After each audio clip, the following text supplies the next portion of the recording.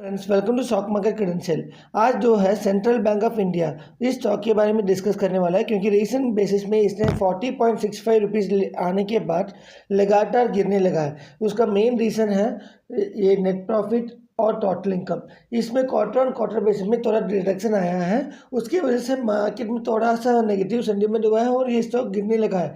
लेकिन इसमें आपको डरने की ज़रूरत नहीं है, ये रिकवर होगा, क्योंकि इसका जो है एनपीए, ग्रॉस एनपीए और नेट एनपीए वो सब अच्छे लेवल पे है, तो ये रिकवर होकर आगे जाएगा। उसके बारे में देखने के पहले हम आज के कारोबार देखते हैं। आज के कारोबार के अनुसार ये स्टॉक ने क्लोजिंग दिया है 37.45 रुपीज़ में, 0.33 पैसे का नेगेटिव क्लोजिंग दिया है, 0.87% वाइज नेगेटिव क्लोजिंग दिया है। अगर हम 1 महीने का हिस्टोरिक डेटा को देखेंगे तो 1 महीने की हिस्टोरिक डेटा के अनुसार इस स्टॉक ने हाई बनाया है 40.65, वो भी 28 अक्टूबर 2025 को हुआ है, और उसने लो बनाया है 14 सितंबर को 36.66 लेवल पे।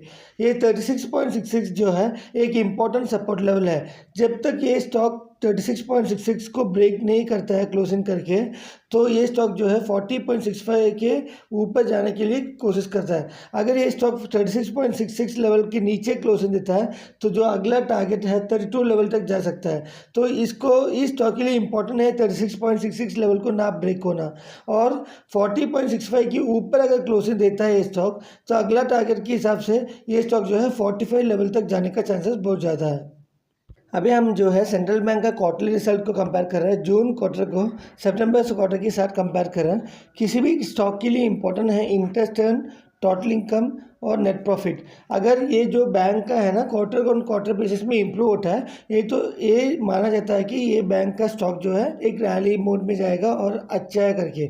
अगर इंटरेस्ट अर्न देखेंगे, जून क्वार्टर में 8623 करोड़ का था, उधर से ये इंटरेस्ट अर्न में एक इम्प्रूवमेंट आया है 8776 करोड़ का। लगभग आपको 150 करोड़ के नज़दीक जो है आपके इंटरेस्ट अर्न में इम्प्रूवमेंट दिखाई दे रहा है, which is considered to be very good for this particular stock.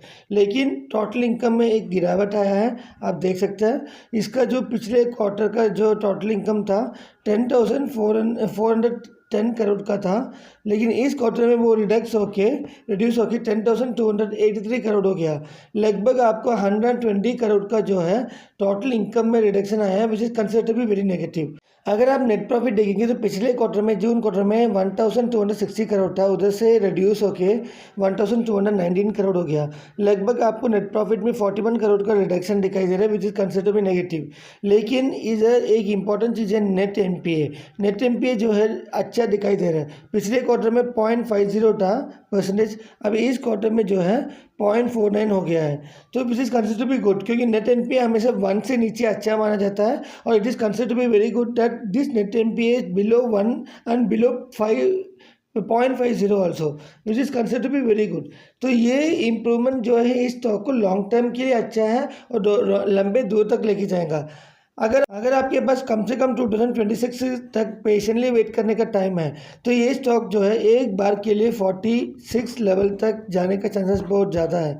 2026 जून तक पेशेंटली अगर आप वेट कर सकते हैं, तो अगर आपके पास 5 साल वेट करने का टाइम है 2030 तक, तो ये जो स्टॉक है एक और बार जो है आपको 80 लेवल क्रॉस करते हुए दिखाई देगा।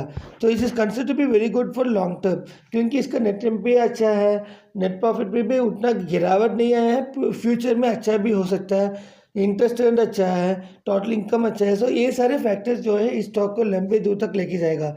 अगर आपको हमारा वीडियो अच्छा लगा, do like and subscribe our channel and also click the bell button for further notification. Thank you.